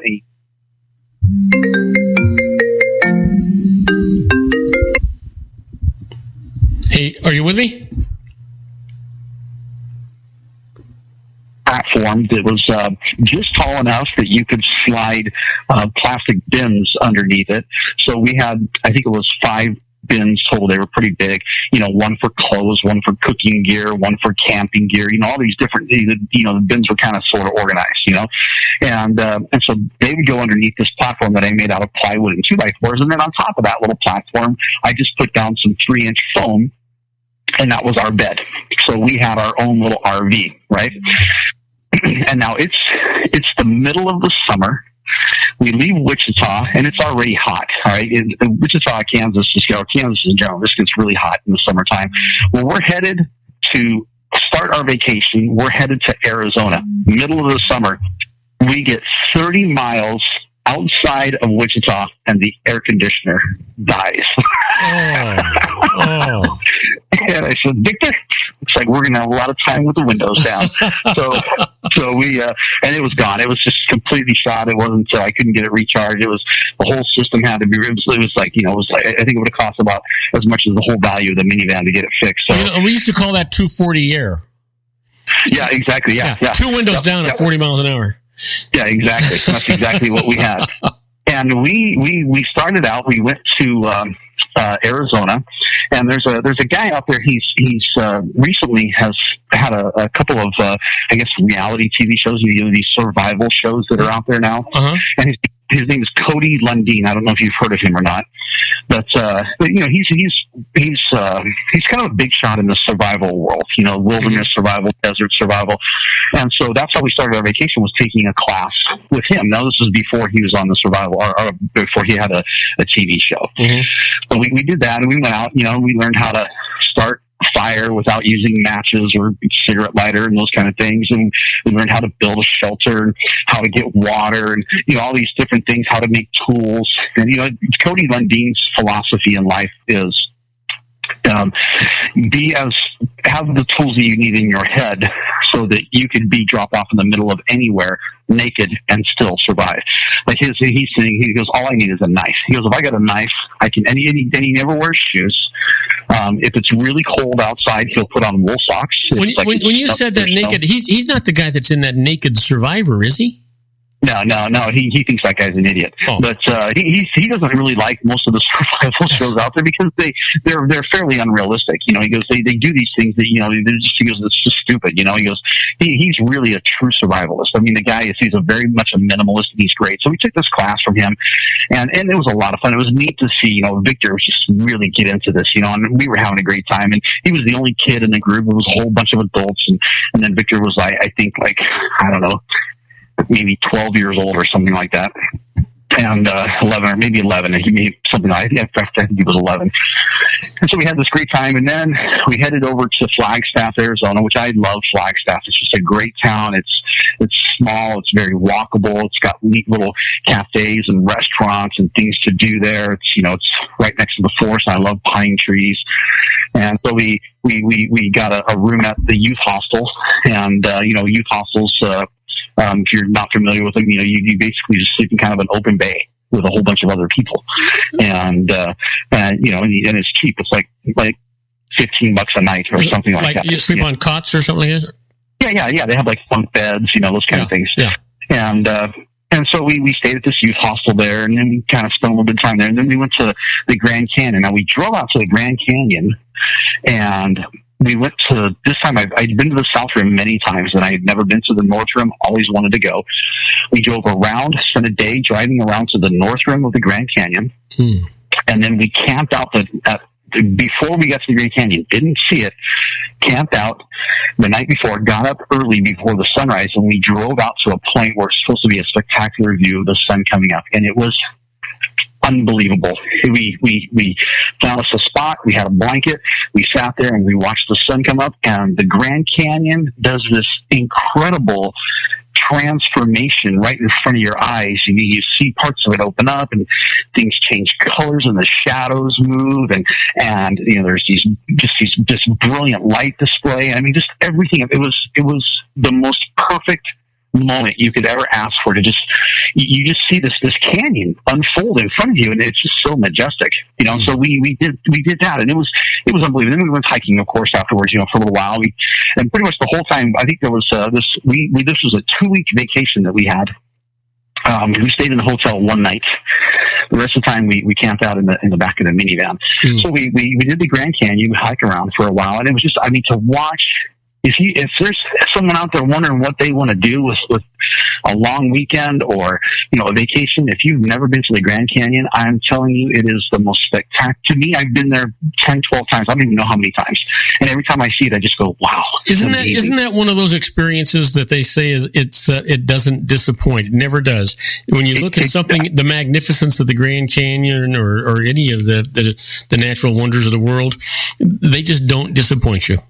They don't, and for someone you can see the pictures and you can see the videos and documentaries and you can hear people talk about it, but until you lay your eyes on it, it's just and it's not just you've seen it. Okay, great, I saw it. Now, this isn't the Mona Lisa. Of course, there are people out there who would probably argue with me on that. They could probably see the Mona Lisa every day for years and think it's still a thing of beauty. Yeah. But to me, it's so majestic and unbelievable, and you just look at it and you realize, this world is such an insanely immense place. It's just so huge, and this is one little hole in the ground that you look at it. Not such a little hole in the ground. Yeah, exactly. I mean, when you look at it compared to the rest of the size of the earth, it's really, it is. It's just a hole in the ground. But oh my gosh, so we went to that, and then we drove over to Zion National Park, and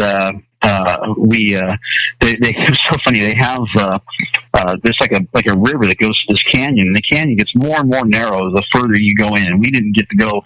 We hiked up. You hike up the river, and we got there, and the park ranger, he looks at me and he looks at Victor and he goes, "You guys gonna hike up the canyon?" I said, "Yes, sir."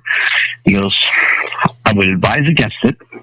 He goes, "The water's a little rough right now." He goes, "It's a little bit higher than normal.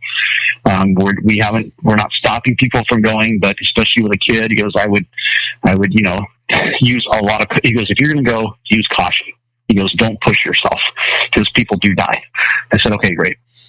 So we headed down the canyon, and I'm not going to let that stop me because the water's higher than normal. Well, so here we are, and there's areas where you're literally hiking against the river. The river's flowing the opposite direction you want to go, and so we're walking to the sea. There's points where it's kind of deep, and he's a kid, and so he would be up to his chest in water, and I'm up to my waist, and so I would put him on my shoulders, and I would walk through this waist deep water. Maybe it would be up to my stomach or something like that. Well, there was one point I took a step, and I went completely under the water, and now the water's taking us back, and I'm trying to tread water with my son on my shoulders, and I'm doing everything I can trying to find a foothold somewhere. And it took me a good probably 15 or 20 seconds, and it seemed like more like an hour and a half. Yeah. But I finally found a foothold and got back up, and then we stayed a little bit closer to the edge next time. But we kept on going. Let me ask you, how old was Victor then? I think he was 11. I think he was 11 at this time. Yeah. And I'm pretty sure he was 11. I'm trying to put the timeline together, but I'm 99% certain that he was 11 years old when we did this. Yeah, he may have been 12, but I think he was 11. And so we kept hiking, and it was neat. We found rocks that we could jump off into. There'd be parts where the water would pull up, and it was nice and slow. And it's so funny, we found this rock and we're jumping, and we scramble back around and climb back up on the rock and jump back in the water.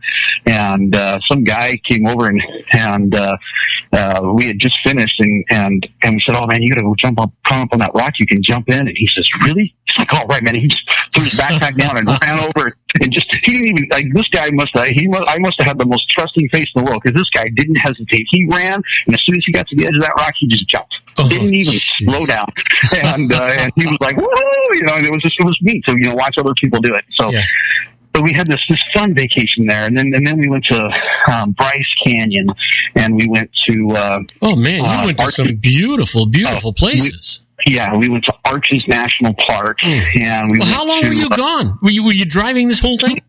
Yeah, 2 weeks. We put over 4,000 miles on our little homemade RV on that trip. Wow. And.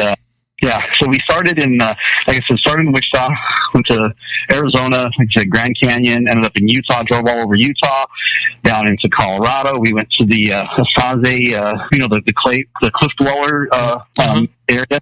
Yeah. We went there. We went to Moab. I love Moab, Utah, and we stayed in Moab. That's where we stayed in the hotel, by the way, and love Moab. And we went to the Four Corners. So Victor got to, they have this place where you can have a foot. 1 foot in different states, and then your hands are in different states, so you're touching 4 different states at the same time. How great! How great is that? Yeah. So he thought that was really cool. All right. We're running out of time, aren't we? Yeah, we're not running out of time. We're out of time. Okay. Well, we're going to have our travel corner next Thursday. We'll talk some more. But you got the gist of it. That was my vacation. It was awesome. It sounds fantastic. What a great. Here's the thing. When you do things like that, especially you and your son, what you've done is created memories that last not just one lifetime, but lifetimes. Yeah. That's wonderful. Hey, Sean, I'm sad that it's over. I'm just really enjoying this. This hour with you I lose an hour or 2 hours every week with you. I know. We need to stretch those out more. But I look forward to next week, Robert. Thank you so much. It was fun today. Yeah, me too. I had a good time. Stay safe, stay happy, keep everybody in your life happy. That's what you do for a living, so I'm not going to worry about that. We'll talk to you on Thursday, Sean. Sounds great, Robert. Thank you. All right. Now, the rest of you, do not go away, because when we come back, I'm going to talk about the birthdays for today, the secret daily teachings for your life, the Harvard business tip of the day, and interesting but useless facts. We'll be right back after these brief messages. Do not go away. If you want to increase your client base and sales, then consider this, the Relationship Building Network at RBN. Given the current economic conditions and challenges, we all need to work smarter, make smarter decisions, invest our hard-earned dollars where it'll yield the best return for our investment.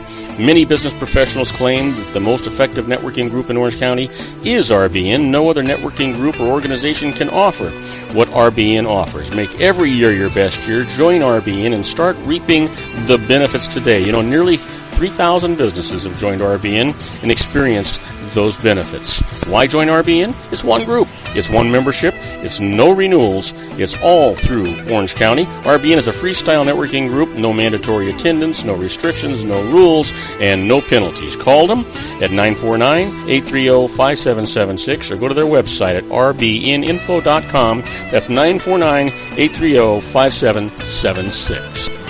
If you've ever dreamed of having your own business to make your life secure, Water's Edge Wineries might be just the ticket. In 2004, their founder, Ken Lineberger, created the first winery franchise in California. It was a new concept with all of the functionality of a traditional winery, but without the vineyards. They purchased high-quality grape must from one of the largest winemaking companies in the world. Then they craft each wine carefully and bottle it right at their location. The winery was built to satisfy consumer demand for wine by the bottle and by the glass, but still kept the element of allowing customers to bottle their own custom vintage. Now, they're opening urban wineries across the United States under the brand Water's Edge Wineries. If you've ever dreamed of owning your own winery, it may be in reach right now through Water's Edge Wineries. Just give them a call at 909-468-9463, extension 700. That's Water's Edge Wineries, 909-468-9463. Have you ever found yourself caught between a rock and a hard place? The law offices of Blomberg, Benson, and Garrett might be just the answer for you.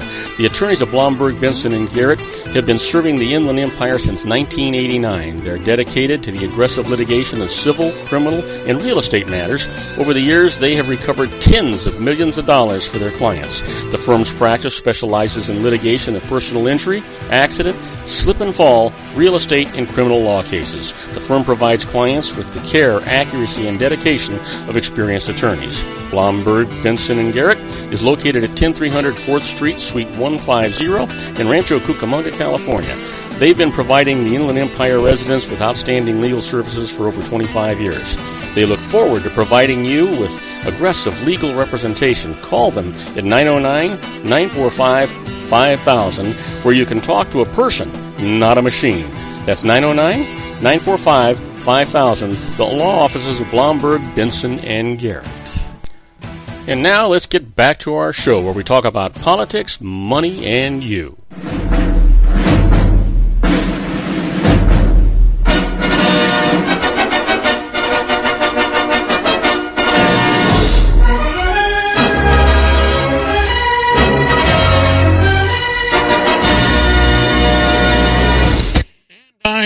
Robert Cardoza. You're listening to Robert Cardoza live on the street at the intersection of business and politics. We're at 4:42 p.m. Pacific time. Currently 86 degrees here in the heart of the Inland Empire in sunny Southern California. It's on its way down to 54 degrees. But if you're listening to us on our global syndicated network, if you're in Sydney, Australia, it's currently 70 degrees with scattered clouds, and it's 11:42 a.m. tomorrow. And if you're listening to us in Auckland, New Zealand, it's 70 degrees and light rain showers there.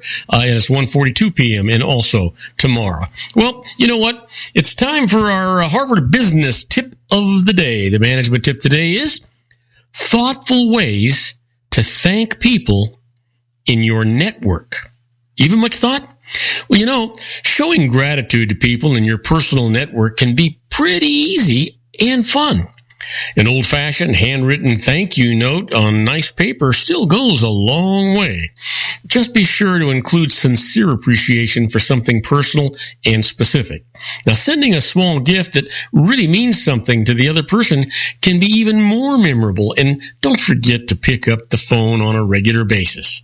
Keep a list of people whom you want to check in with periodically. When you have a few minutes, call the next person on the list.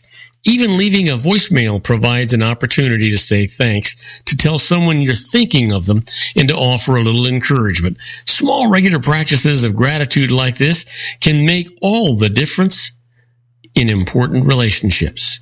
Just keep that in mind. It's not only a good business tip, it's a good personal tip. That's what you want to do. Well, it's time for our secret daily teaching for your life, the lifestyle tip of the day. And, you know, this is all about a positive mental attitude. You hear me say that all the time. The truth is, you're in control of your own life. You control whether you're happy or you're sad, if you're rich or you're poor, you're successful or you're a failure. You control the happiness of the people around you. It's all about a positive mental attitude. You do control it. I'm telling you, that's a fact. Now, the secret for today is there is no greater power in the universe than the power of love. The feeling of love is the highest frequency that you can emit. If you could wrap every thought in love, if you could love everything and everyone, your life would be transformed. Yeah.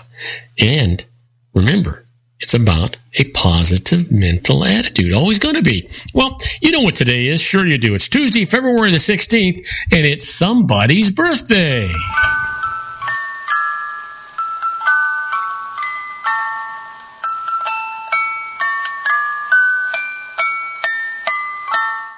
Oh, yeah, and we've got some good birthdays for today. Born February the 16th in 1935, died in 1998, a record producer, a singer, an actor, and a politician whose career spanned over 3 decades. Happy birthday, Sonny Bono. And how about Eckhart Tolle, born in 1948, a public speaker, a teacher on spirituality, and the author of 2 books. And here's a guy born on February 16th in 1958. He's a rapper and an actor. Happy birthday, Ice-T. Now, you talk about having your eyes on the ball. Well, this guy was born in 1959, former world #1 professional tennis player. Happy birthday, John McEnroe. Yeah. Well, what happened today in history? On February the 16th, 1852, Studebaker Brothers Wagon Company, precursor of the automobile manufacturer, was first established, 1852. And in 1957, the Toddler's Truce, a controversial TV closed down between 6 p.m. and 7 p.m., was abolished in the United Kingdom. And then finally, in 1923, the tomb of King Tutankhamun was unsealed in in Egypt. Sorry about that. Well, you know what? Let's talk about the quote for today. The quote for today comes from Nick Diamos, and he says, "Everybody lies, but it doesn't matter because nobody listens." Isn't that's profound, but that is true too. All right. Now, it's time for us to give you those interesting but useless facts. We've got a number of them for you, so let's get right to it. Did you know McDonald's Big Mac slogan was introduced in 1975, and it is 2 all-beef patties, special sauce, lettuce, cheese, pickles, onions, and a sesame seed bun. Do you remember that? You old enough to remember that? That's what the slogan was. And everybody knew how to make a Big Mac. How about this? The first man-made insecticide was DDT. Yeah. And did you know that the dollar was established as the official currency of the United States in 1785? I don't know why that's important, but it's interesting. Did you know that deer take their first steps within half an hour of their birth? Doesn't happen to human beings, does it? No, certainly not. Did you know that the caterpillar has more than 2,000 muscles? Boy, don't get too much exercise. Can you imagine? That would hurt. Here's one for you. The Vatican is the only country to be landlocked by one country, and that's Italy. There are no other countries around it, and it's circled by it. You know, Ernest Vincent Wright wrote a novel, Gadsby, which contains over 50,000 words, none of them with the letter E. Oh, that's kind of interesting if you think about it. How about this? Did you know that in 1935, Jesse Owens set 6 track and field world records in less than 1 hour? Yeah, give that some real thought. And let me leave you with this thought. There's a lake under Antarctica that is 25 million years old called Lake Vostok. Yep, that's it. And I'm going to leave the rest of these interesting but useless facts for tomorrow. Well, not the rest of them, but I'm going to give you some more tomorrow. In the meantime, do not go away, because when we come back, I'm going to answer your emails. We've got some good ones for you. The first one is from Toby Tan from Athens, Tennessee, asking about the statute of limitations. And I'm going to answer that question right after these brief messages. Do not go away. Isn't it time to shine the spotlight on your expertise? The Interview, starring you. Here's your chance to capture 5 minutes of fame with The Interview. This isn't just any interview. This is your opportunity to showcase your expertise and position yourself as a trusted expert in a one-on-one video interview hosted by Robert Cardoza, host of the nationally syndicated show Robert Cardoza Live and powered by AHA Studios. What is it? A professionally recorded video for your use. Robert Cardoza interviews you on the set where he records his show. Professional interview showcases your expertise and value, shot in a state-of-the-art studio. And what's in it for you? Gain credibility as an expert, earn the trust of your target market, educate in a way that intrigues your audience, gain a powerful marketing tool that offers dozens of uses, website, video sharing sites, social media, email, DVDs, direct mail, lobby video, resumes, profile building, all that kind of stuff. Association with the nationally syndicated celebrity. That's right. And let's talk about AHA Studios. AHA is a strategic marketing firm that leverages the powerful in visual persuasion to help your business create powerful messages that connect with your target market. AHA ventures way beyond strategy, delivering the marketing collateral you need to start driving a new business through your doors. AHA has a full-service, in-house, state-of-the-art production studio to bring your messages to life using video. Discover how to make The Interview work for you. Call 949-831-2222. That's 949-831-2222. AHA Image Studios, Incorporated. Dr. Stephen Tidwell, Gentle Family Dentistry in a caring, personalized environment. Here at Dr. Tidwell's office, we are dedicated to helping you keep your teeth healthy.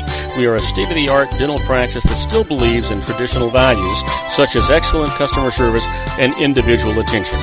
We have a special welcoming offer for you for just $39, a complete exam, personal consultation, professional cleaning, and all necessary x-rays. That's a $266 value for $39. Dr. Tidwell has 2 convenient locations and experienced staff to provide you with professional care and personal attention that you deserve. Call today. Don't delay. A great smile another day. Call 909-944-7308. That's 909-944-7308 for Rancho Cucamonga or San Bernardino. Joel Saltzman is Dr. Wireless. He has turned his considerable expertise into consumer credit risk and wireless security into a highly specialized independent web-based consulting enterprise targeting consumer credit risk analysis and wireless transactional security and monitoring. He works as a wireless analyst, veteran independent agent, and consumer liaison for most wireless telecom carriers and equipment manufacturers. For more than 20 years, corporate and private clients and media audiences have counted on his unvarnished advice while weighing the technology, performance, and cost differences between Sprint, Nextel, AT&T, Verizon, and T-Mobile. Joel specializes in setting up mobile wireless hotspots to be used for disaster preparedness, business continuity, and mobile wireless merchant processing solutions. Call Dr. Wireless at 310-400-4900 or go to his webpage at drwireless.com. Again, call 310-400-4900 or his webpage at drwireless.com. You'll be glad you did. And now, back to our show. And I am Robert Cardoza. You're listening to Robert Cardoza live on the street at the intersection of business and politics. We're at 4:52 p.m. Pacific time, still 86 degrees here in the heart of the Inland Empire in sunny Southern California. That's on its way down to 54 degrees. But you know what? If you're listening on our global syndicated network and you are in Hong Kong, it's 55 degrees and overcast at 8:53 a.m. tomorrow. And if you're in Lisbon, Portugal, it's 45 degrees and clear. Now, it's time, getting down to the wire here. We're going to be answering your emails. I want to caution you that this is an entertainment part of the show, and we do our best to answer your questions comprehensively. But you know what? Sometimes the emails you send me are just a little bit sketchy. So we always remind you and encourage you to contact a licensed professional before you do anything. You know, they're generally always going to save you more money than they cost you. And the truth is that they're going to give you peace of mind, let you sleep at night, because part of the requirements of their licensing is that they have what they call errors and omissions insurance. Same thing as malpractice insurance, but it does mean that if they make a mistake, they pay the piper and not you. And that's why you don't have to worry about those registered letters or the phone calls or somebody knocking at your door. You're covered. Now, let's get to our emails. The first one comes from Toby Tan from Athens, Tennessee. He's asking about the statute of limitations and says, when does the 3-year statute of limitations start on my tax return so it'll be safe from an audit? Well, Toby, good question. Now, the IRS generally has 3 years to audit a tax return, starting from the later of its original due date or the date on which it was actually filed. So, if you file your return before April the 15th, the 3-year period starts on April the 15th, while if you file later, it starts on your return's actual filing date. Now, you need to be careful here. The statute of limitations, or the limitation period, is 6 years. If your return underestimates income by more than 25%, and there is no limitation period if you commit fraud on your return or don't file at all. So make sure that you're always getting a professional to help you. Next email comes from Devin Tavalazzi from Burton, Michigan, asking about donated shares, and he says, years ago, a friend donated shares of his private corporation to charity, claimed a deduction for their value, and had the charity redeem them for cash from the company. So he got a deduction for the stock that he donated. Now I'm in a position to do the same thing. Is it still legal? Well, Devin, the answer to your question is yes, this is legal if the redemption is voluntary with the charity and not required by a pre-existing agreement. That is, the charity must have the legal right to keep those shares, although in practice it'll probably want to cash the cash obtained from redeeming them. But tax-wise, the deal is not as favorable as it once was. Lower top personal tax rates mean that charity deductions save less tax, and today's low 15% capital gains tax rate offers more after-tax cash from selling the shares. But this is still a valid way to help a charity if that's what you want to do. Well, next email comes from Joanne Berry from Palos Verdes, California, asking about a vacant rental. She writes, I own a house that I rent out. A family that I had rented it to moved out before their lease was actually up. Could I rent the house quickly? Or I couldn't rent the house quickly, so it was vacant for several months. Can I deduct my lost rental income? Well, Joanne, you can't. You have no deductible loss for tax purposes since you received no rental income for several months. You simply report zero rent in your income for that period. But The lack of income combined with your normal expenses of maintaining the property may or may not produce a deductible loss from your rental activity. Also, if you believe that you were wronged by your tenant's failure to pay you the rent owed to you under that lease, you can sue them for it under the terms of the lease in your local court system. Now, any award that you receive will be taxable income to you, so keep that in mind. Now, finally, our last email comes from Afraz Amin from Union City, New Jersey, asking about an IRA contribution and writes, can I contribute stocks that I own to my IRA? If not, can I contribute cash to my IRA and then have it buy the stocks from me? Well, Afraz, the answer to your question, there's two of them there, is no and no. Now, all IRA contributions must be made in cash. The only way that an IRA can receive non-cash assets is through a transfer from another retirement account. So let me give you an example of that. If an employer-sponsored 401k plan account holds stock shares, they can be transferred to an IRA. In addition, an IRA may be disqualified and lose its tax-favored status if it engages in any of a list of prohibited transactions. Now, prominent among these is any sale, exchange, or lease with its owner or a member of its owner's immediate family. And that would be a spouse, an ancestor, a lineal descendant, any of those things. Now, for more details on this, go find IRS publication 590. That's the individual retirement arrangements, and you'll get the answers to all your questions at that point. Now, I want to remind you and encourage you to get our app. It's free. If you've got a Windows product or an Android product, just go to googleplay.com and search Robert Cardoza Live. The app is right there, and it's absolutely free. If you've got an Apple product, go to the Apple Store. Same search, Robert Cardoza Live. The app's there. It's absolutely free. You can listen to us live while we're broadcasting. A little red flag will say we're broadcasting live. And if you don't have an opportunity to listen to us live, all of our archive shows are there. You can hear it anytime you want, and you can actually chat with us during the live broadcast of the show if that's what you choose to do. Now, on my next show, I'm going to continue my tax tips for the season. I've got some great ones for you. And Joel Saltzman, our own Dr. Wireless, is going to be here to present the wireless technology news. What's new and what's going on in wireless industries today. Now, I'm going to ask you to please tell all of your friends about my show here on the RLC Broadcasting Network. That's our show for today. Beginning today. Everyone you meet as if they were going to be dead by midnight. Extend them all the care, kindness, and understanding that you can muster. Your life will never be the same again. So many of our dreams at first seem impossible, then they seem improbable, and then when we summon the will, they soon become inevitable. You know, the real secret of happiness is to make others believe that they're the cause of it. Robert Cardoza Live is brought to you by blogtalkradio.com every Monday through Friday from 4 p.m. to 6 p.m. Pacific Time. Now, go out and make it a great day. Your host has been Robert Cardoza, the technical advisor, Matchstick Digital, and your executive producer, also Robert Cardoza.